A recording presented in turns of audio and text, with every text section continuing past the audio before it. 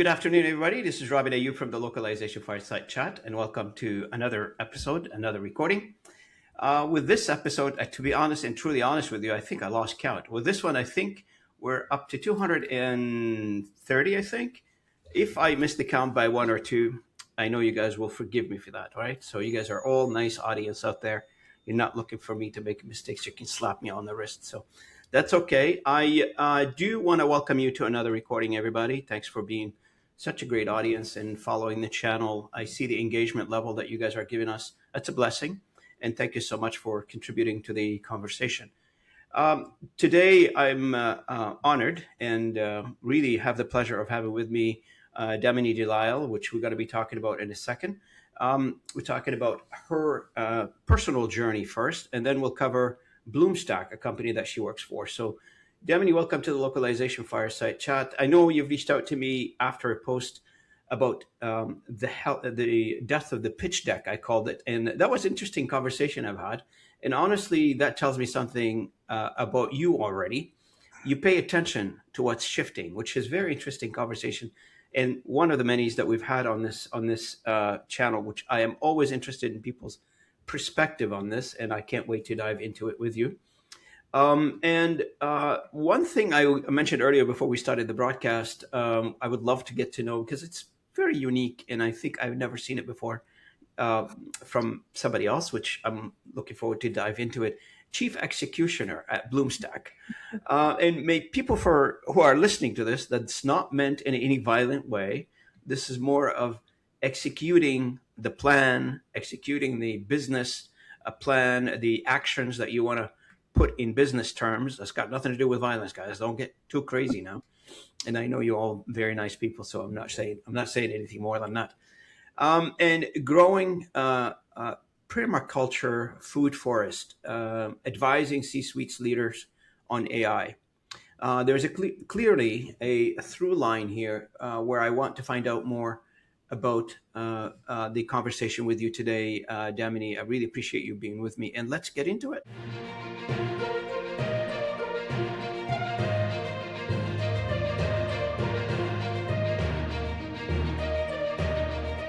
Thank you. Thank you so much for having me. It's a pleasure and an honor. And yes, let's get straight to the chief executioner since that is the elephant in the room. Well, you know what? If you don't mind, as we say on this channel, let's get started from the top. As we say Okay. on this channel, everybody is got a story. And I am so interested in people's stories because their journey tells you something about their life and where they are now and where they're going to go in the future. And if you don't mind, let's start with the first question, the easy one first. What is your Awesome. story? What's your personal journey? All right. So my name is Damini, and it means lightning in Sanskrit. And I come from India, born and brought up there my whole life. I moved to United States, Florida. This is where I live now, and been working on Bloomstack for about 4 or 5 years. I'd been working it since I was in India, and it's been very fascinating journey. I started as marketing person before working at Bloomstack, and even before that, actually, I worked in sales right after my college. So my journey actually started from the sales. I sold Hyundai cars, and Really? yes, and I honestly I had no idea about cars. I just needed a job. So I took whatever was available. But I worked there just for 7, 8 months and I learned a lot. Most importantly, I learned about people.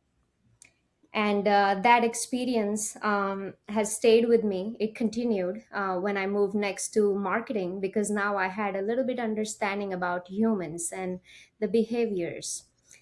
And then from that I got very much curious. I came across design thinking, and it intrigued me because that is like a layer even deeper in understanding and even like paying attention to like subtle things and the behaviors that emerge. And I just have been very much fascinated. I love people, and that's why all of my work has always been around people and the human interaction.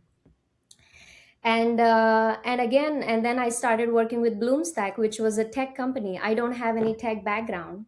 I'm a marketing professional.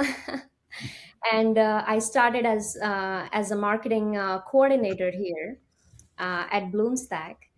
But over this last year, things have changed a lot, and I've been doing a lot of roles that is beyond marketing.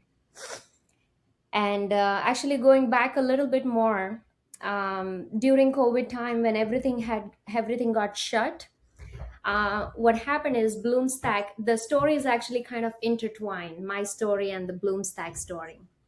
So I will share like both the stories together simultaneously. And during COVID, we actually Bloomstack was actually an ERP platform, and we were serving clients here in the U.S. And we were serving the legal cannabis industry because they had to do the whole track and trace, and there's a lot of details that goes in. It's basically like a pharmaceutical company, and but when COVID hit, businesses were suffering, and a lot of clients that we had, they didn't have any money, they didn't have any business, they didn't need any software anymore. So a lot of our clients started to move, and it was a big question for the CEO of this company to reconsider if this is the path we want to go forward, because the times were changing. And he decided to pivot, and that's how we went through like a 4-year transition. For last 4 years we have been in stealth mode, operate building the product, and it's ready. And from an ERP SaaS platform, we now have become an AI programmable application framework. And we have developed our own product we call Bloomstack, and we even have our own framework on which it's developed. So during this transition, there was not a lot of work for a non-tech. So I took a break. And because I took a break, then I was like, what should I do now? And what happened is, I don't know how things happen in Canada, but a lot of people started to cook food with their own hands because we couldn't have any cook anymore. No one was coming home. So I started to cook a lot of food, and honestly, I finally gave it attention. And because of that, I got curious and I wanted to learn more about food, how to make more recipes. So I started again using YouTube. I learned a lot more recipes. Then I got curious. I was like, but how does this food work in this system?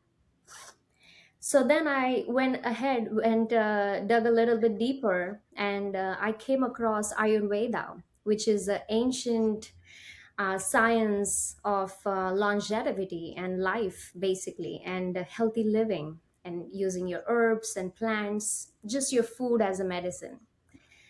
And I learned that what you put in, it's important, but what comes out is even more important. And the food has to leave your body. So then I got curious. I was like, oh, so how do you cleanse the body without chemicals? I learned, then I came across Panchakarma, which is like a five cleansing techniques, and I learned that. And that's how I got even more curious to learn about where does the food come from. And then I went and stayed on a farm and learned permaculture, and that's where I learned how to grow your own food. And again, I'm very lazy, so I don't want to No, be you're like not. out there.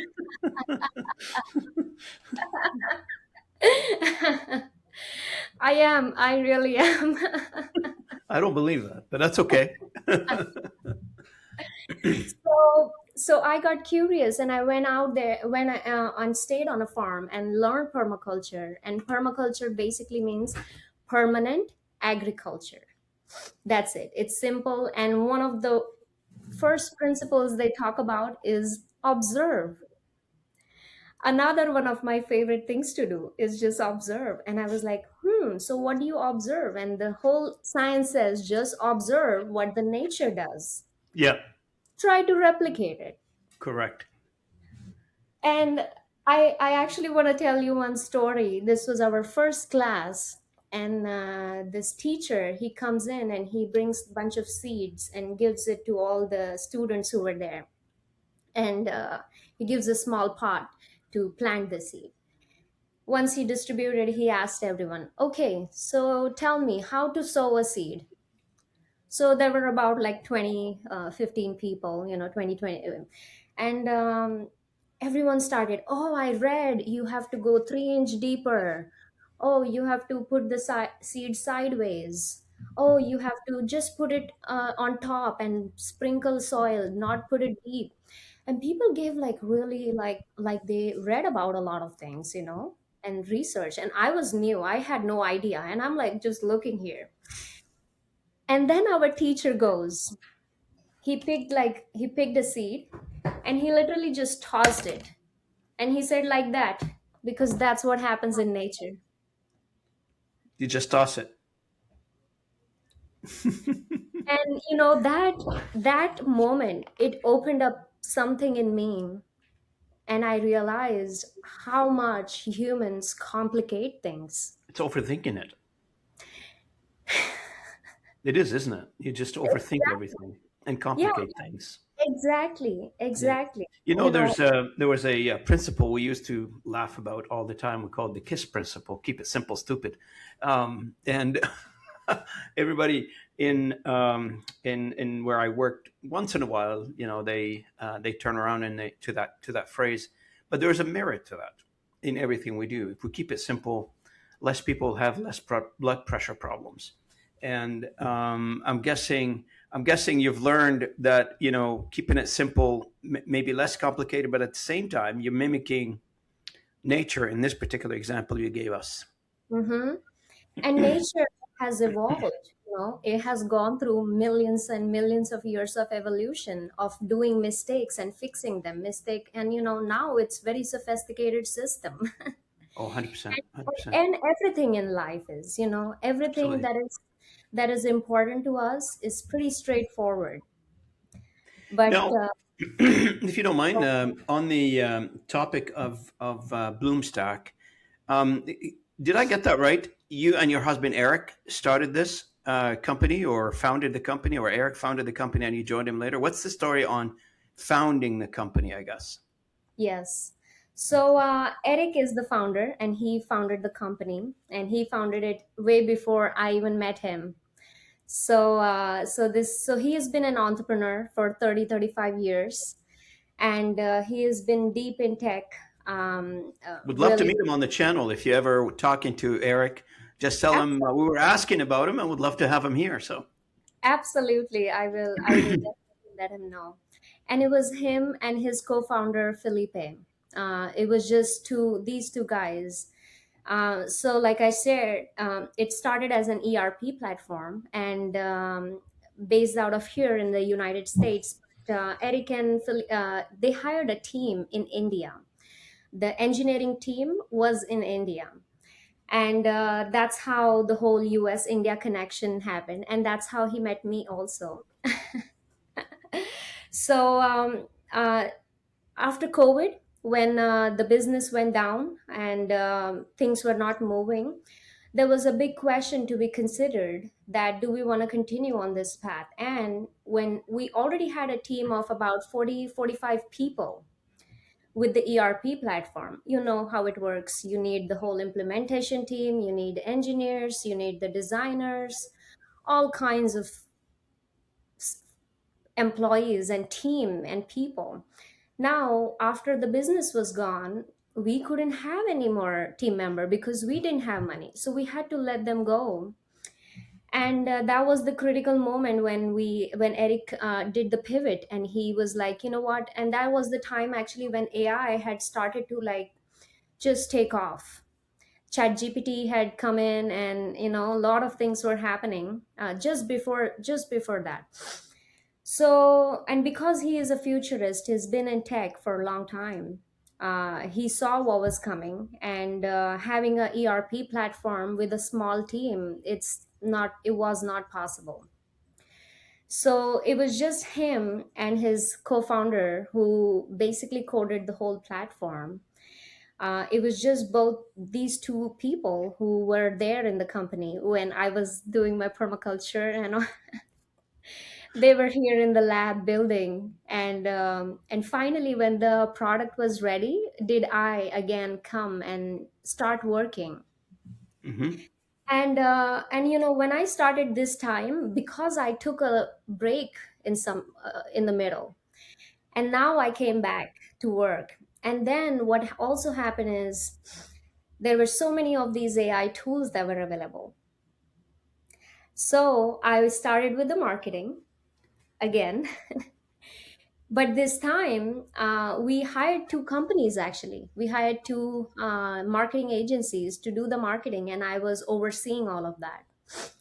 We had them for 3 months, and we realized that, what they are making, what they are producing, um, it's not worth the spend that we are spending.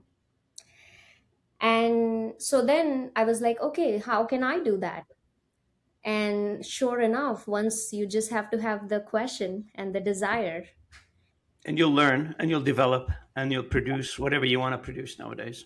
Exactly, exactly. And that's what happened with us. So we didn't have, we removed the two marketing agencies, and all Hmm. of that work was just replaced by me because Yeah. I was doing all of it, just taking care. And it's more aligned because there is not a lot of loss of information in the conversation going back and forth. Yeah, because you're closer to the business, right? Exactly, Yeah. You spend your exactly. time with an outside agency many times, if it depends on how embedded they are. You spend most of your time explaining your business to them. And I'm Yeah. assuming, pardon the pun, some of the stuff goes missing in the translation process. So, Yeah, it's very hard to get do the alignment. yep. Yep. It's challenging, and because the product that Eric had built, it's actually a multi-agent collaboration platform. And what I did was all the people that we had, I just started to build the roles, the characters, the agents for those, and I had my whole AI team that I work with do the brainstorming, planning the calendar, posting it, who to target, all of that part. No, you talk about, you just mentioned something about human first multi agent AI collaboration platform. What does that mean in practice, if you don't mind, Emily, to a CEO who's listening to this conversation right now, thinking, yeah, that sounds good, but what does it mean in practice, in practicality? Let's say I'm a small to medium sized entrepreneur. I've got business to run and I'm considering looking for a solution. And then I hear something human first multi agent AI collaboration platform. What does that mean to CEOs? So, very, very fascinating question. And uh, so, I'll give you again an example of this teamwork that I was doing. Now, I have a whole team of marketing that I work with. Um, if you go and talk to ChatGPT or Claude or Gemini, again, there are only these one agent that you are interacting with. It's only one entity that you are talking to. Oh, that's what you mean by multi agent? Okay, got it. Yes. So we have multiple agents, and not just that, we can assign that one agent you have Gemini model, you have the other one can be Chat GPT, the Yep. other one can be Perplexity. So we take the best of all, whatever there is, and we can define different agents. But now what happens is there is a verification that happens here. So for example, let's say you are ChatGPT and I'm Gemini agent, and the human user asked me something, and I said, you have heard of the hallucinations, right? Yes. So I say Yep. I give a Everybody's familiar with hallucination. exactly. So the Gemini gives a very confident reply, which is totally wrong. Yep.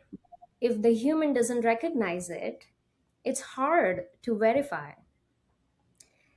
That's why now there is ChatGPT, and ChatGPT says, "Hey, what are you saying? That's not accurate." And then the perplexity or the cloud can come in. Yeah, yeah, and you guys didn't just even consider these important points. So they add on each other instead of So what's just. the end? What's the end results? Where does it end? So you know this mastermind concept, Yes. that if it's just one person, it's only I bring my experience, you bring your experience, but when we together collaborate, Do it they gives. agree at the end, or they don't, or are they still in disagreements? Yeah, yeah, they will. You can define them. Like one of Yeah. the first agents Eric made was he wanted a angel, and then he wanted a devil's advocate also. So that Okay. because agents they kind of like agree with you. Contrarian, basically. They're arguing the contrary points. Exactly, exactly. All the points that even we can't probably think You know, of. this is very interesting because most professions in the world are currently, where we are right now in the stage where we are as a humanity. Everybody probably went to school and colleges and studied professions, whatever you are in engineering, lawyers, translators, copywriters, editors, marketing people. But for those who are aspiring to do something with the technology the way it is right now, but they never really went to college to study something, right? So, example, I would love to design a house, but I'm not an architect, but I do have access to tools. It allows me to design a house without going back to an architect to do that. I can just use a tool to do that for me now. There is a inherent danger in this. I don't have the architectural expertise to know if this is right or wrong. I probably have to bounce it off of another professional, be it a human or AI agent, to play the devil's advocate. No, you can't put the foundation on this particular soil. This foundation is going to wash away, or something stupid like this. I don't know. But the point is, I'm trying to make it's the same thing for every profession out there. We work in the localization industry, in the language industry, and obviously you speak multi languages, and I'll ask you that question later. But in a world, let's say, given an example, for instance, somebody who's unilingual, never speaks another language or didn't speak any other language in their life, and you get a piece of content, marketing, emails, whatever it is, and let's say you receive something in, I don't know, say Spanish. You don't speak Spanish. You never, not that professional at it. Not, you may understand a word here or two, but you're probably not under, at proficiency level to understand exactly what's in that message. What you Hmm. do then, you just put it into an AI platform and it gives you the equivalent in English. And then Correct. you get the smart idea to say, okay, I'm going to reply to this message in Spanish. And then you ask AI, okay, now I understood what it says in English. Please put it, here's the reply that I'm suggesting. Please formulate it into Spanish. And it would formulate it into Spanish. Now, as a unilingual person, I have no way of judging the quality of this particular Spanish. I'm just finger crossed, hope and prayer. It's going to come out on the other side. Okay. And Exactly. hopefully I didn't insult anybody in the process. That's the biggest dilemma, especially Exactly. for those relationships. You're not talking to a family, you're talking to a potential customer in some cases, or potential business partner. Insults are not looked upon very lightly. Let's put Correct. it this way. I Yes. think what you just described to us, Damini, it's very, very interesting and very important. Benchmarking and automatic benchmarking the idea or the results or the output of these models across each other and come up with a mastermind plan to say, okay, this answer satisfies most models that are out there.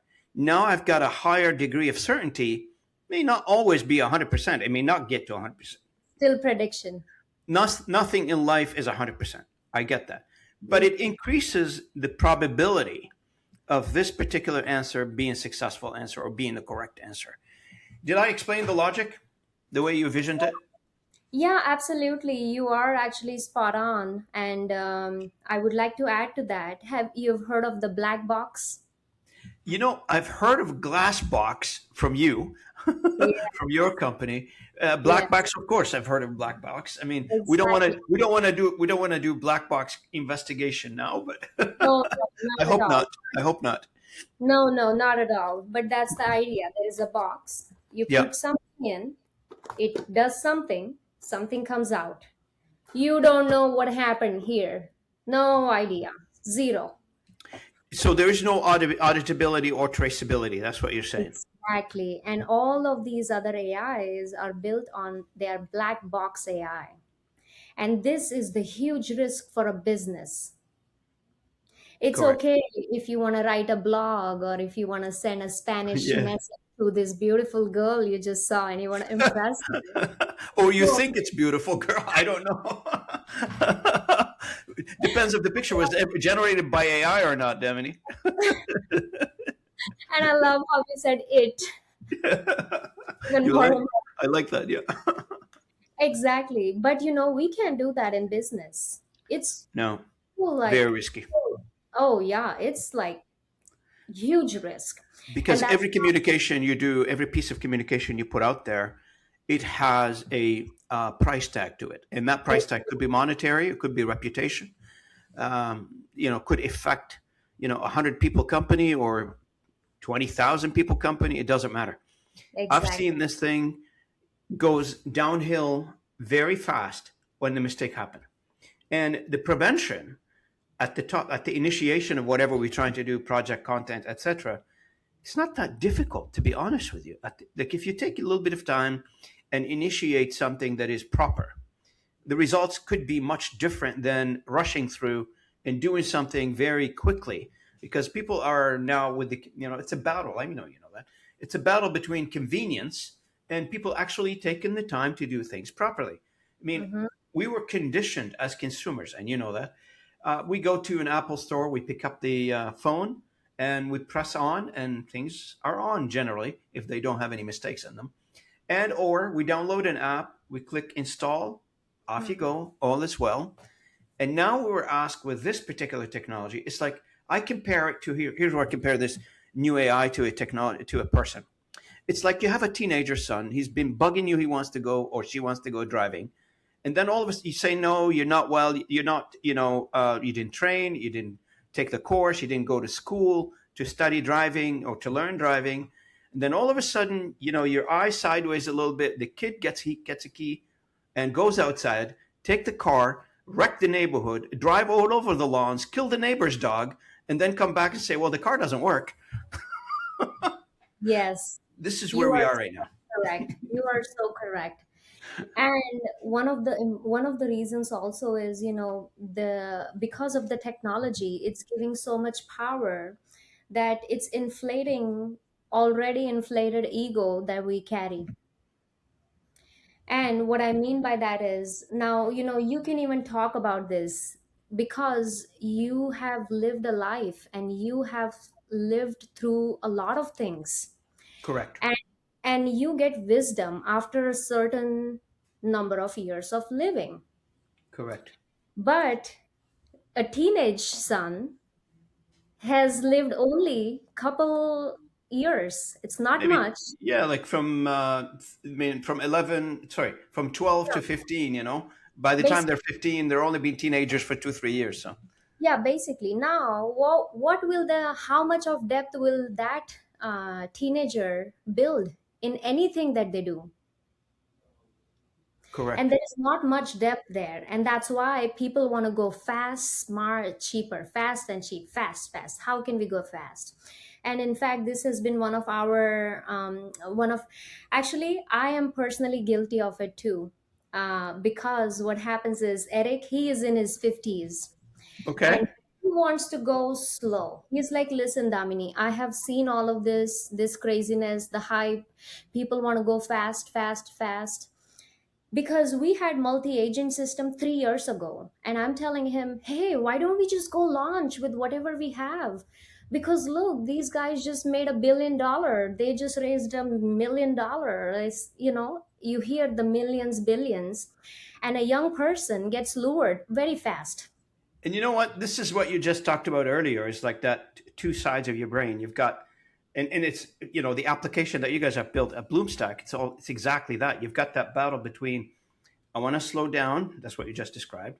I want to Exactly. slow down a little bit, think about it, and put it out there in a very thoughtful way, or I want to rush out. I mean, I'm not saying a lot of people who beat the project deadline and arrive ahead of schedule are doing something bad. Sometimes it works, but there's an Exactly. inherited risk in that. Yeah, always. Because, when you're running fast, you don't consider everything. It's just impossible, Correct. because for the then the focus becomes the speed, and anything else is secondary. And that is where things are getting lost right now, because all these AI tools, they are talking about be more productive, do more, scale Correct. more, do more. But we Yeah. are not meant to do more. We are meant to go out and hang out and play, and maybe plant more trees and eat and have a family get together, do nice cookouts, go swim in the water.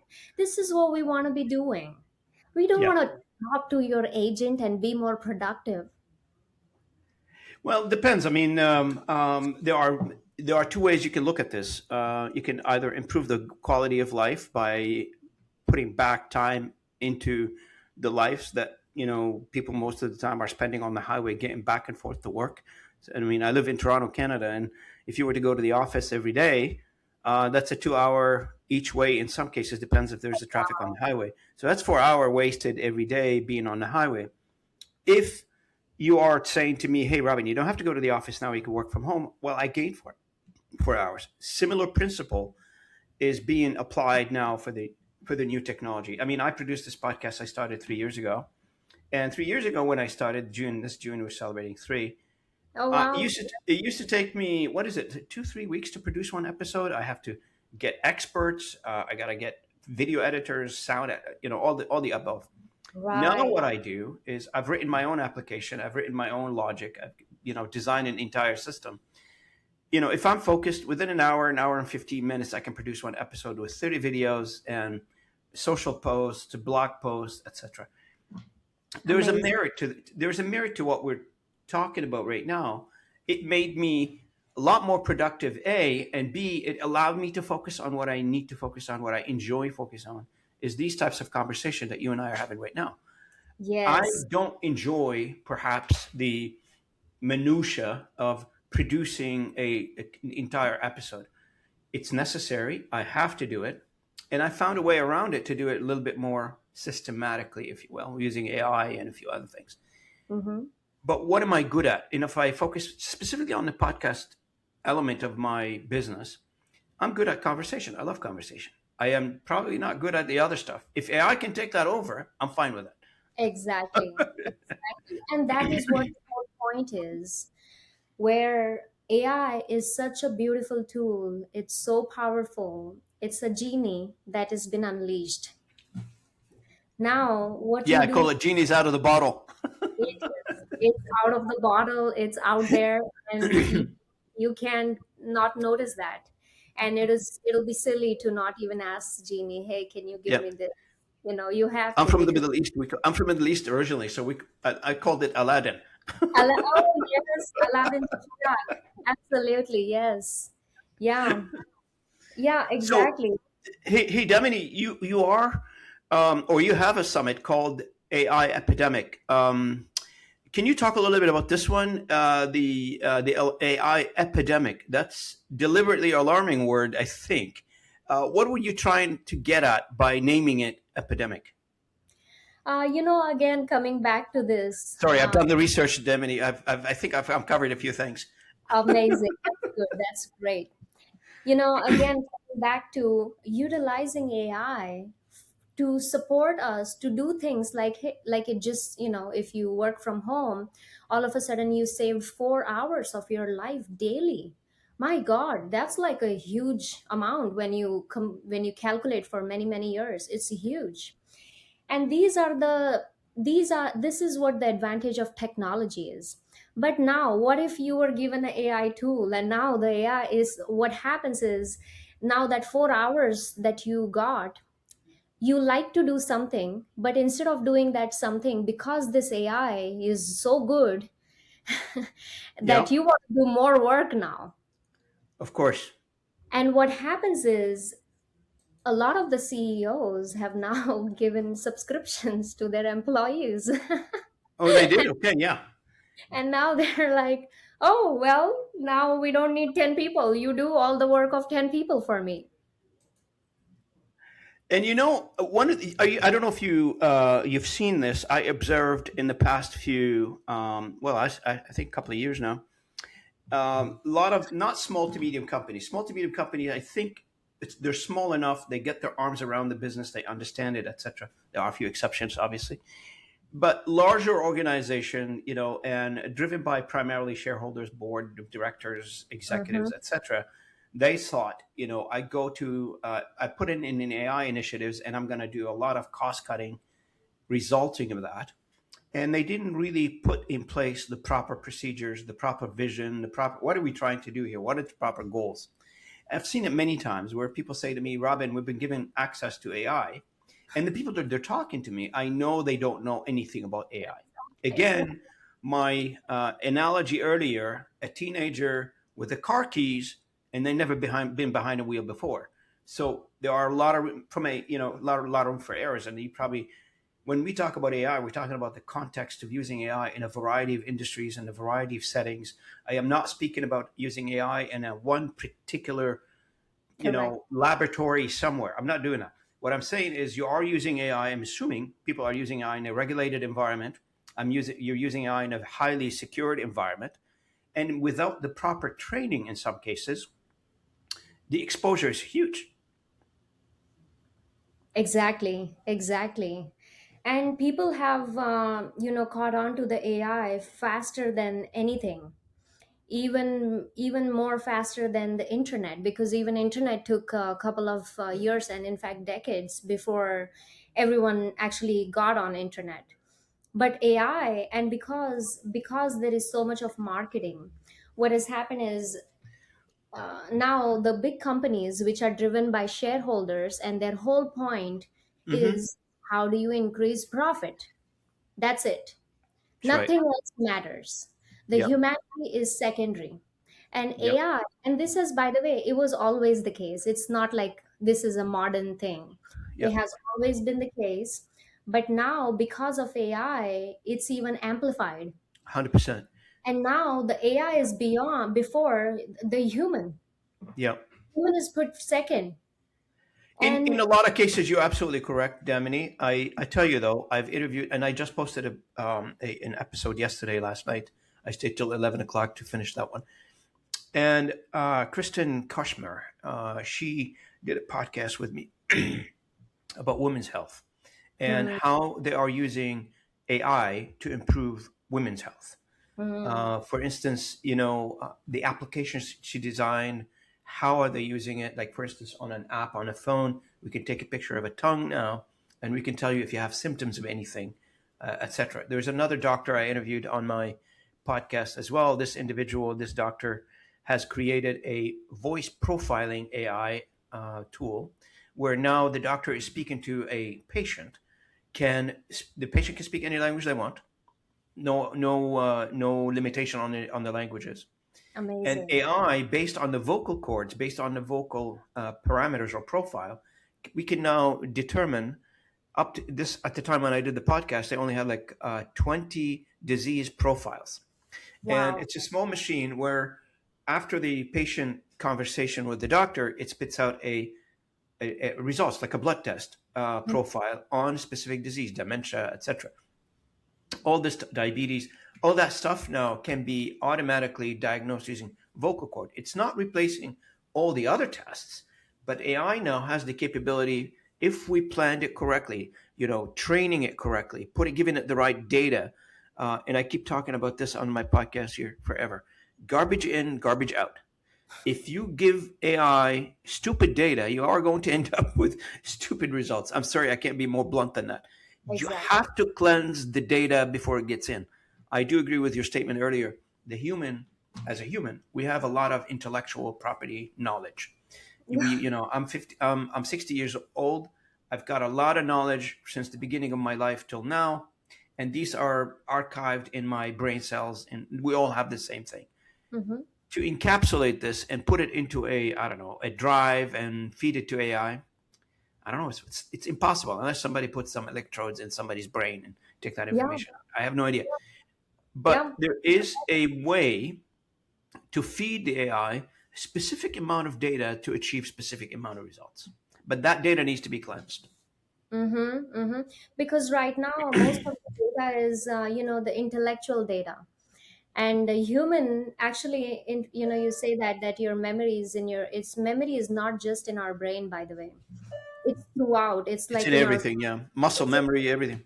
everything. Every cell has a memory. And that's why I Yeah, actually watched the interview of this neuroscientist, and he did a lot of surgery in his life, and he picked up different parts of brains, and he yep, noticed that patients still had the memory in them, even absolutely. when certain part they maybe they've maybe few things were not aligned, but most of the time they had a lot of memory.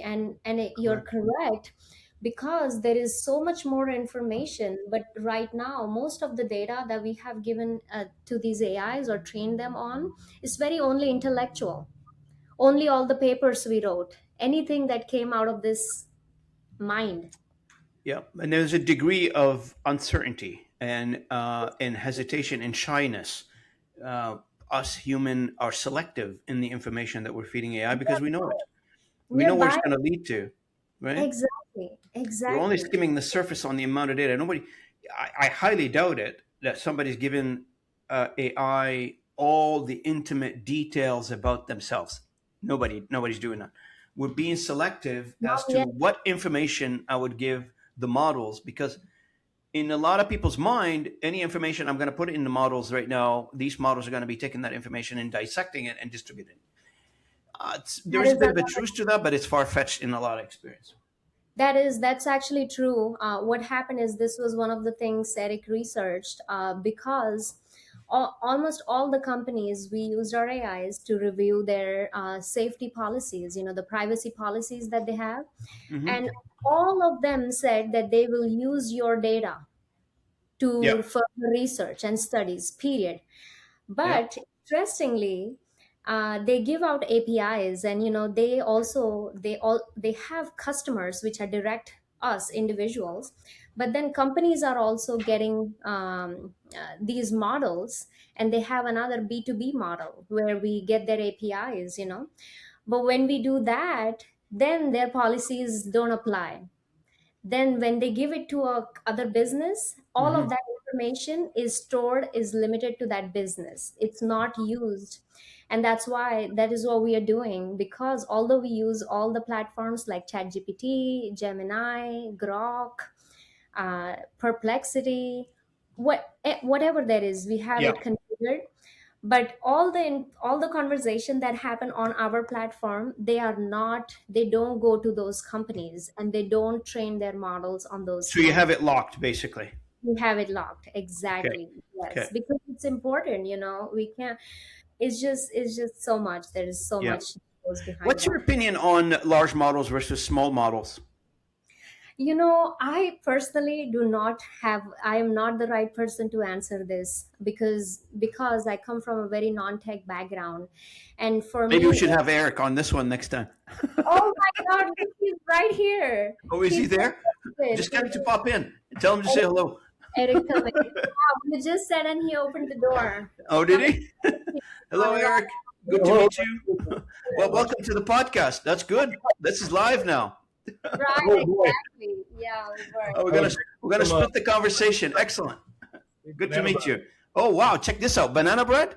Good Yeah. I stuff. make that. I make that at home. It's beautiful.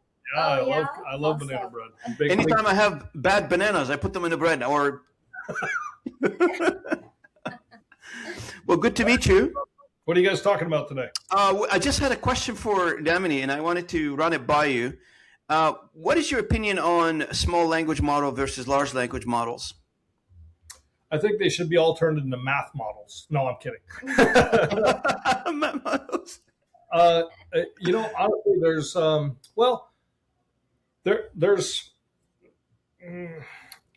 I'm a little more interested in some of the new techniques that are coming out that may do things beyond the language models themselves. So I can't remember her name now, but I was reading a story, another Omni type model where Okay. they're putting in audio and video data in the training. Uh, and it's a woman that left OpenAI. She was I can't believe I'm forgetting her name right now. You can look it up. There's big announcements out Sure, of that's it. fine. $2 billion deal she just did with Google. But Google did that deal with her because they think there's something really interesting to this design. Okay. There's other ones too. I mean, the work that Kimmy K2.5, that team is, fantastic, and they're also working with some interesting constraints, CPU versus GPU power. So, but in general, the models, every model has its place. Even within our system, I'll give you an example. In a workspace, we have something we call the prompter brain. Okay. Or I affectionately refer to it as the left brain. Okay. But we actually can use smaller models, or at least quantized models, for that. And then for the agents, usually I want them to have a large language model instead of something small.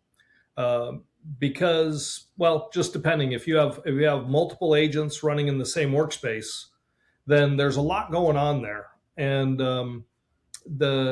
the reasoning that we seem to get out of larger models seems to be superior almost always. But I will say that we have done our own experiments with small language models in we use finite state machines for our brains. So that becomes the deterministic layer that we put the non-deterministic model into. Yeah. Right. Yeah. And it led us to we had a full reasoning agent about a year and a half before the O1 model came out from OpenAI. Before DeepSeek hit, I had my agents and I'm playing with full reasoning agents using the models, but the FSM gave the loops that they needed to reason. So I don't know that I have a strong opinion you shouldn't use one, but is there a direction? No, the application requirements for whatever business application you require, the use cases, I guess.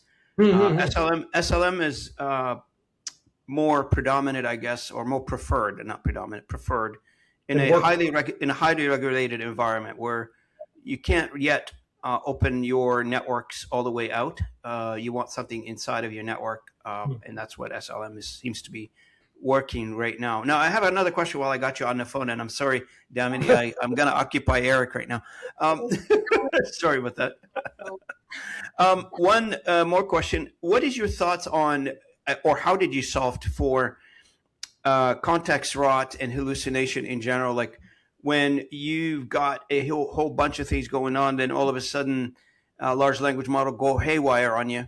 And I've heard a couple of techniques. I'm not sure. I'd love your opinion on trying to mimic the cognitive human brain in terms of how that we remember things and map it out that way and build a structure in the same fashion. Well, frankly, that's the only thing we know how to do. No human has ever in all of history of human beings, no human has ever made a tool that wasn't in some way an extension of our own five senses. Right? You can't. I challenge you to tell me any tool that you can think of that is not an extension of the human being itself. So starting with the neural nets, that we have all this stuff working on, right?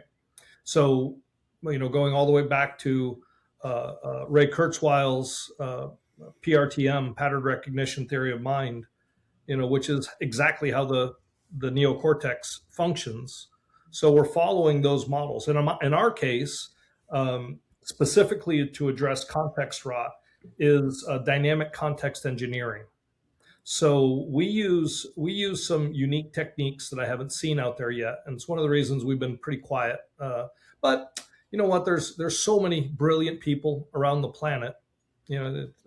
Sometimes it seems like a fool's errand to even keep your best, newest ideas quiet. Maybe it's better to just. Eric, I say on this podcast, every conversation has an expiry date, and it's a very close expiry date. Yeah, that's right. But in our case, we have a very dynamic context engineering structure that's automated behind the scenes. So in our system, you don't really write prompts. You just have conversations with the agents. We don't want the humans writing prompts because the agentic or the LLMs are actually, we found them far superior, especially when they're in a system. Within that system and within a finite state You can machine. put guardrails around it, right, Eric? Yeah, we do. That's exactly what happens. But at the agent level, we do something a little bit different where the context engineering happens without the user. Okay. But the user can influence how the agent is using its context. So you can think of the brain. We have short-term memory. We have long-term memory. Yep. We have the kind of the immediacy of the current conversation context. We hold the idea of tools and how to use tools. And several others. And in our case, we've engineered an elastic context. So depending on the state of the conversation at the time, the context itself can suddenly expand, but it's kind of spring loaded. So it'll shorten back down in that next round. And it seems to have helped quite a bit. And then you can go, you can change the percentage of allocation for your purpose. So maybe if it needs a lot of tool context, then you can give it that, and it'll automatically truncate from the automated context engineering machine. Sure, it'll truncate those parts as it's building the context for the next inference.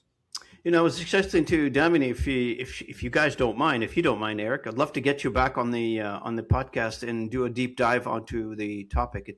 It's very fascinating, and the audience for this channel is always interested in knowing the latest in that space, in the technology space, and it goes to the build, it goes to the structure, it goes to how are we going to use this technology down the road. And it's always good to know, like I was just giving a few examples to Damini on some of the application I've seen coming through here, this podcast, especially on the healthcare systems and a few other things. It's pretty fascinating. I interviewed the top neurosurgeon in the U.S. He came out of the OR with his headgear on, opened the laptop, started talking to me. And this guy his specialty is spinal cord fusion, where they use a microchip embedded into the spinal cord with connection to the nerve ends.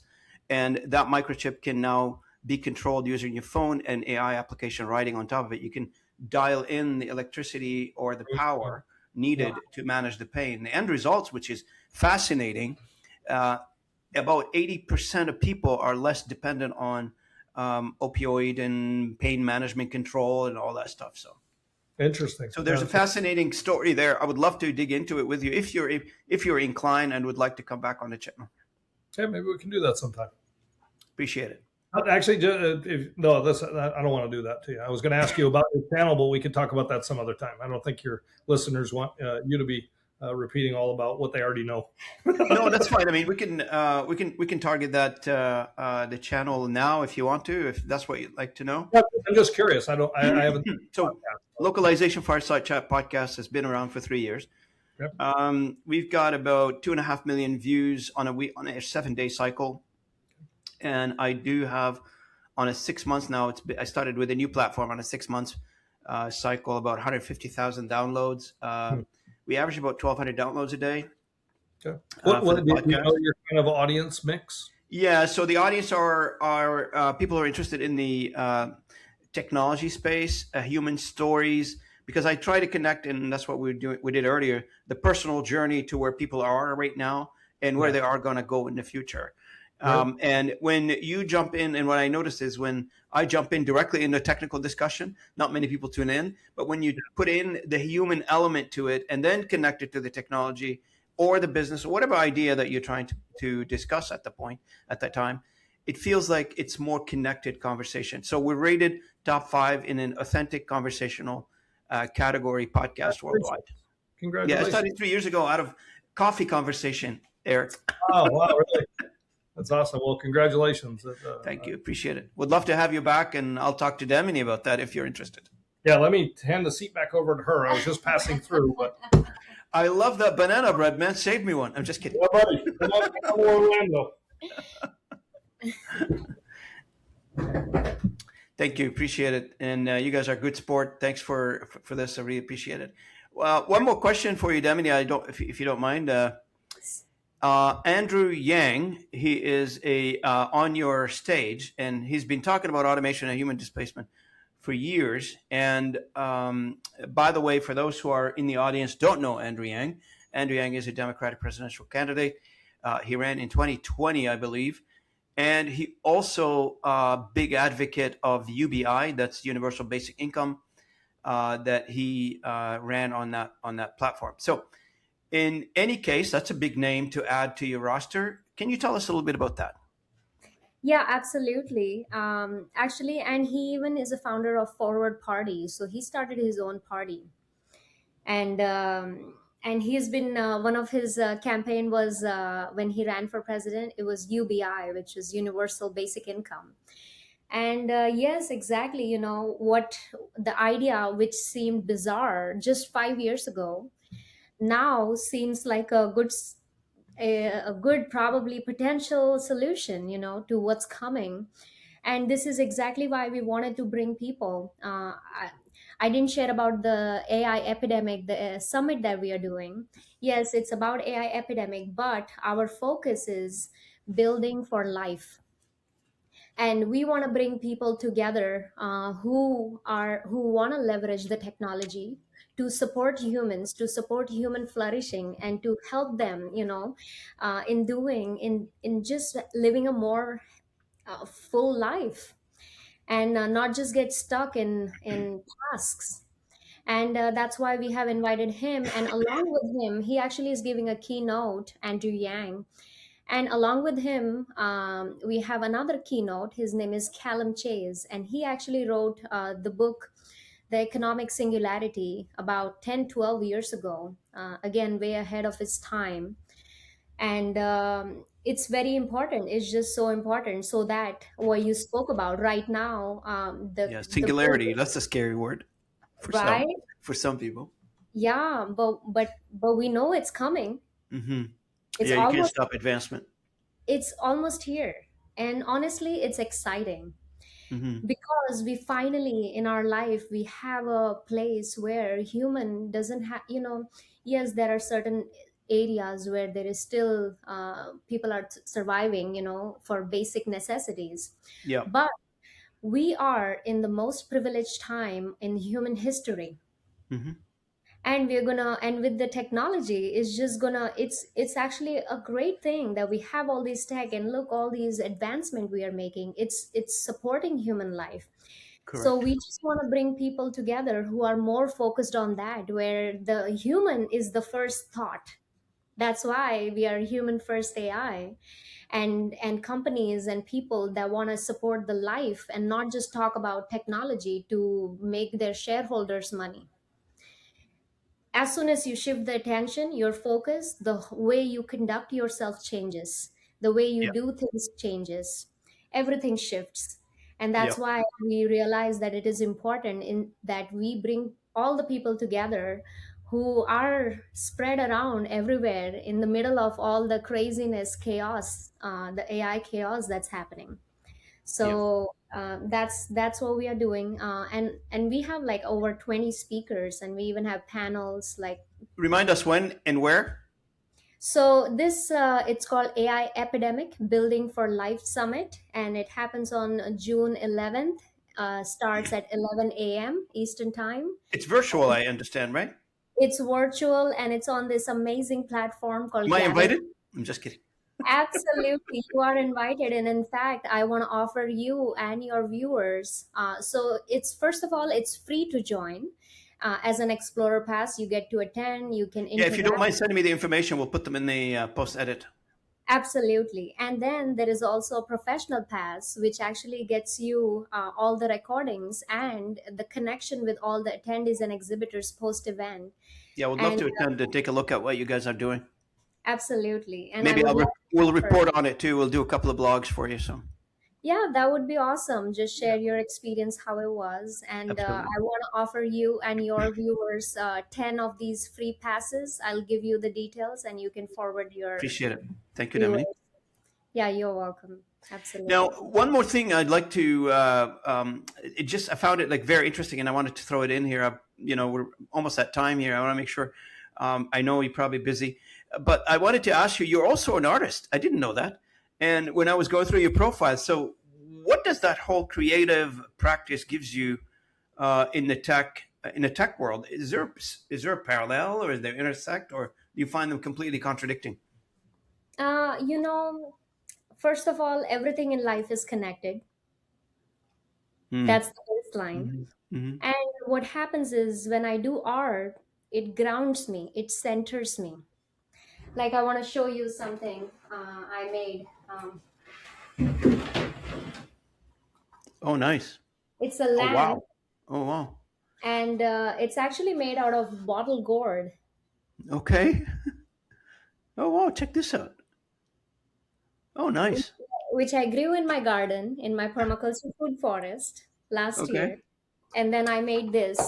And what happens is, these are the little things that gives you immediate, what do you say, motivation and reward. Like, oh wow, look, this lamp came from a bottle gourd. Who would have thought? Yeah. And what happens is, and also when you're in art, you take your time, things slow down.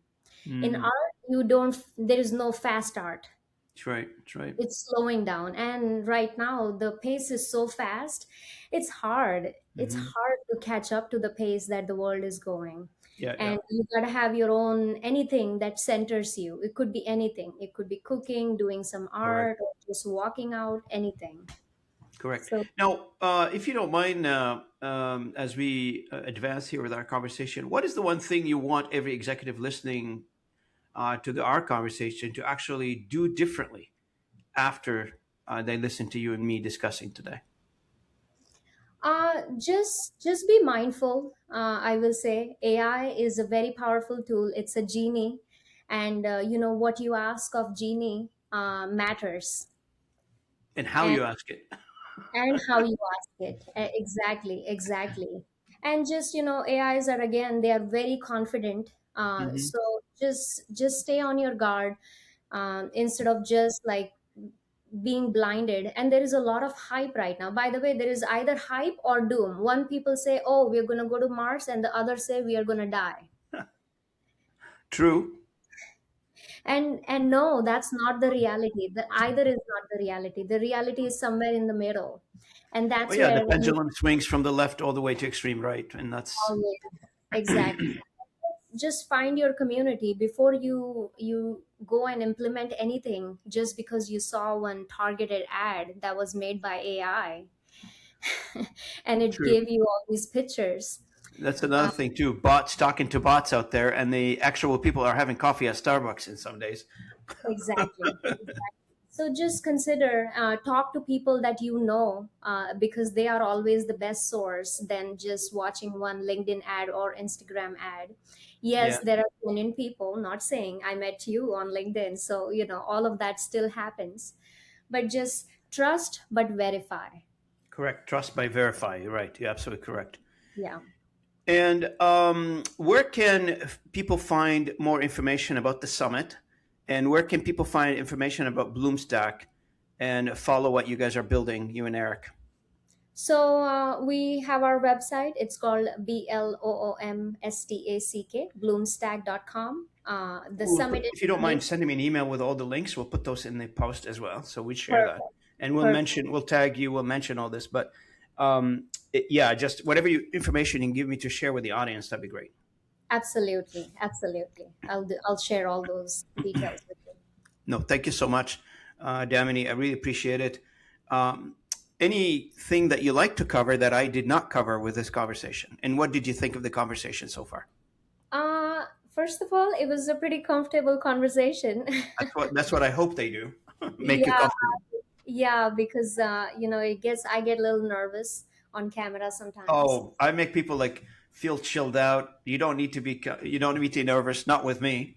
Yeah. Some other hosts probably not with me. Me, I'm You just having fun. you're a good host. You've been a very good host. Thank you so much. Appreciate it. Thank you for the compliment. And you have asked me a lot of questions already. And if anyone has any questions for me, just reached out to me on LinkedIn. I will share my LinkedIn also, and I'll share all the rest of the links where Absolutely. you Absolutely. can stay in touch with me. Absolutely. Hey, from myself and the audience, would love to thank you, Demini and Delisle. I really appreciate it. You and Eric, phenomenal. And I'm glad we had a chance to speak to Eric. Maybe we'll get him back on the channel. We'll coordinate, obviously, with you.